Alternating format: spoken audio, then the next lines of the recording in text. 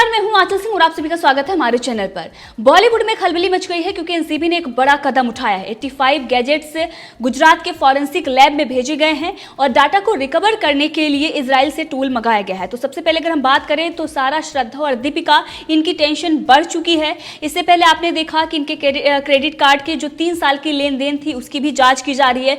तमाम चीज़ों पर जाँच चल रही है और इससे पहले समन देकर इनको बुलाया गया था जाँच के लिए, पूछताछ के लिए बुलाया गया था, जिसमें इन्होंने ड्रग्स लेने से मना कर दिया था, लेकिन अभी भी जांच जारी है। इससे पहले आपने देखा कि अर्जुन रामपाल को भी समन भेजा गया था, जिसके बाद वो पूछताछ के लिए पहुंचे थे।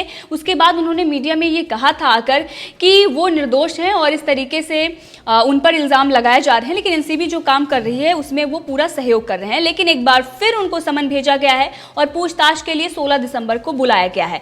तो अब सबसे पहले अगर हम बात करें तो अहमदाबाद में जिस तरीके से इनके जो डाटा रिकवर किए जा रहे हैं, जो जांच चल रही है, क्योंकि पूरी जो चेन है बॉलीवुड में उसका खुलासा हो सके। सुशांत सिंह राजपूत मामले में एनसीबी लगातार जांच कर रही है। ड्रग्स एंगल से उसमें बड़े बड़े खुलासे हो रहे हैं। लगातार जो बड़े बड़े फिल्मी हस्तियां हैं उनके घर में छापेमारी हो रही है, ड्रग्स बरामद हो रहा है, गिरफ्तारियां भी हो रही हैं।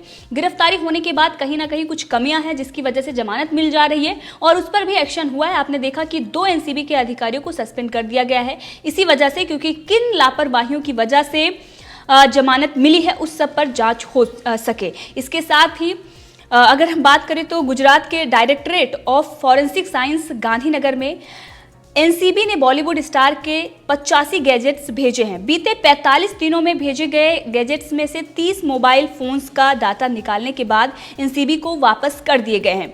इसके साथ ही सुशांत सिंह राजपूत मौत के मामले में एनसीबी जांच कर रही है और इसी आधार पर मुंबई में छापेमारी और गिरफ्तारियां की जा रही हैं। निकाले गए डाटा में डिलीट किए गए वॉइस क्लिप्स, वीडियो क्लिप्स और चैट मैसेजेस और मोबाइल नंबर्स भी हैं। एनसीबी फॉरेंसिक लैब में मुंबई से जब्त किए जा रहे ड्रग्स के सैंपल भी जांच के लिए भेज रही हैं। इस ड्रग्स के सैंपल की जांच करके रिपोर्ट ली जा रही है ताकि ड्रग्स नेटवर्क से जुड़े सप्लायर्स और खरीदारों तक पहुंचा जा सके। अब तक फॉरेंसिक लैब को 25 ड्रग्स के सैंपल भेजे जा चुके हैं। इसके साथ ही अगर हम बात करें तो किन किन सेलिब्रिटियों के फ़ोन जब्त हुए हैं उसके बारे में हम बात कर रहे हैं। फॉरेंसिक जांच के लिए जो मोबाइल फ़ोन, लैपटॉप भेजे गए हैं उनमें सबसे ज़्यादा मोबाइल सेलिब्रिटीज़, उनके परिचितों और आरोपी ड्रग्स पेडलर्स के हैं। इसके अलावा 2 लैपटॉप, टैबलेट्स और पेन ड्राइव्स भी हैं। सूत्रों की अगर माने तो जो मोबाइल फ़ोन फॉरेंसिक लैब में भेजे गए हैं उनमें रिया चक्रवर्ती, उनके भाई शौविक चक्रवर्ती, सारा अली खान, अर्जुन रामपाल, श्रद्धा कपूर, दीपिका पादुकोण और उनसे जुड़े लोगों के हैं, यानी कि करिश्मा प्रकाश और तमाम जया साहा जो हैं उन लोगों के फ़ोन और लैपटॉप्स, टैबलेट जो जब्त किए गए थे उन सबको भेजा गया है। इसके साथ ही एनसीबी ने गांधीनगर की लैब से कहा है कि एक दूसरे को भेजे गए मैसेजेस और किए गए कॉल्स के बीच लिंक भी स्थापित करें ताकि ड्रग्स का प्रयोग करने वालों की चेन का पता चल सके। अब कहा जा रहा है कि जो डाटा डिलीट किए गए बहुत ज्यादा सिक्योर थे, इसलिए लैब इजराइल से मंगाए गए स्पेशल उपकरण का प्रयोग कर रही है ताकि डाटा निकाला जा सके। इससे पहले आपने देखा था कि हर्ष और भारती की गिरफ्तारी होती है, उसके बाद जमानत भी उनको मिल जाती है। इसके बाद 2 अधिकारियों को सस्पेंड भी कर दिया जाता है। करिश्मा प्रकाश से भी ये जुड़ा मामला रहता है और इसके साथ ही एनसीबी की जो बड़ी कार्रवाई हुई थी जिसमें रिगल महाकाल गिरफ्तार किया गया था और उसके गुरु जो आजम शेख है उसको भी गिरफ्तार किया गया।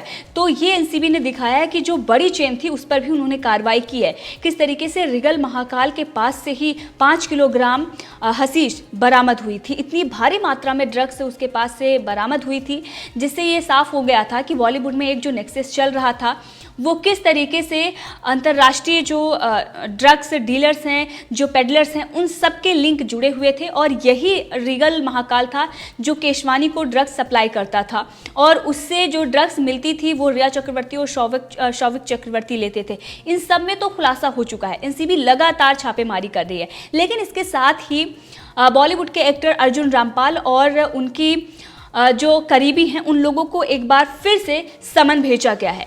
सुशांत सिंह राजपूत की मौत से निकले जो ये ड्रग्स केस में लगातार जांच चल रही है और पूछताछ भी इन लोगों से की जा रही है, चाहे अर्जुन रामपाल हों या उनके साले जिनकी गिरफ्तारी हुई थी, उनकी गर्लफ्रेंड को भी बुलाया गया था पूछताछ के लिए। साथ ही कई उनके फ़ोन, लैपटॉप ये सारे भी जब्त किए गए थे। उनके घर से प्रतिबंधित दवाइयाँ भी मिली थी। इस सब को लेकर जब अर्जुन रामपाल से मीडिया ने बात करनी चाहिए तो उन्होंने कहा था कि किसी भी निर्दोष की प्रतिष्ठा का कत्ल करना गलत है। मेरा ड्रग्स से लेना देना नहीं है, मगर इस केस को लेकर एनसीबी जो काम कर रही है वो सही है। जिन मामलों की जांच एनसीबी कर रही है, एनसीबी को भी इस पर यकीन हो गया है कि मेरा इस केस से कोई लेना देना नहीं है। और उसके बाद ही जो उनका बयान आता है, और ये जो बयान था वो 13 नवंबर का था और आज फिर से उनको समन भेजा गया है। तो आप समझ सकते हैं कि जिस तरीके से अपने आप को पाक साफ साबित करने की कोशिश की जा रही थी, अब वो नहीं चल रहा है और लगातार ये लोग एनसीबी के रडार पर हैं। और पूरे मामले को समीर वानखेड़े खुद ही हैंडल कर रहे हैं, क्योंकि अधिकारी जो पिछले हमने दिनों देखा कि उनकी लापरवाही की वजह से या किसी प्रेशर की वजह से जो कुछ भी सामने आया, उसके बाद ये साफ हो गया था कि कुछ ना कुछ गड़बड़ चल रही थी। अब उसके बाद पूरे मामले को समीर वानखेड़े ने अपने हाथों में लिया है।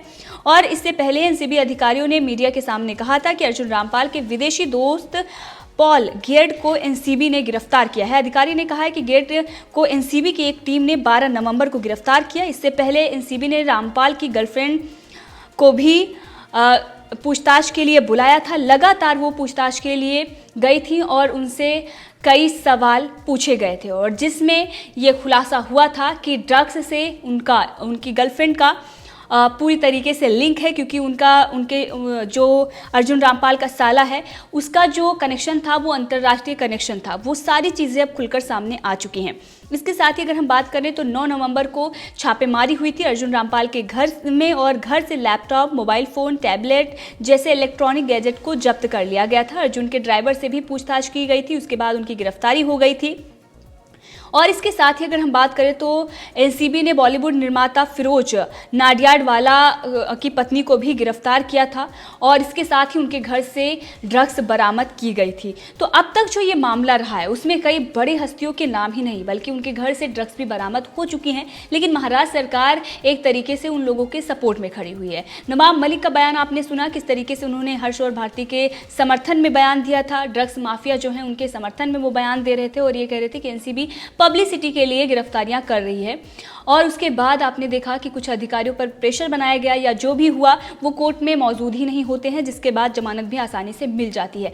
अब इस पूरे मामले में जांच चल रही है और बड़े बड़े जो खुलासे हो रहे हैं, लेकिन अभी जो ये 85 गैजेट्स जांच के लिए दिए गए हैं फॉरेंसिक लैब में, इससे बहुत सारी चीज़ें खुलकर सामने आने वाली हैं, सारे लिंक सामने आने वाले हैं और उसके बाद छापेमारियां भी शुरू होने वाली हैं। तो अब इंतजार इस बात का है कि ये जो सुशांत सिंह राजपूत मामला है, इसमें एनसीबी जो जांच कर रही है उसमें जिन लोगों के नाम सामने आए थे और उनके किन लोगों से लिंक हैं, क्या कुछ बॉलीवुड में चल रहा है, उस सब पर एक बड़ा खुलासा होने वाला है। और उस खुलासे के बाद हम आपको सारी अपडेट देंगे कि कौन किसमें किससे शामिल है। जबकि इससे पहले ही बॉलीवुड का एक बड़ा कनेक्शन सामने आ चुका है आईएसआई से, और आईएसआई के जो एजेंट हैं उन लोगों से किस तरीके से बॉलीवुड के जो सेलिब्रिटीज़ हैं उनकी नज़दीकियां हैं।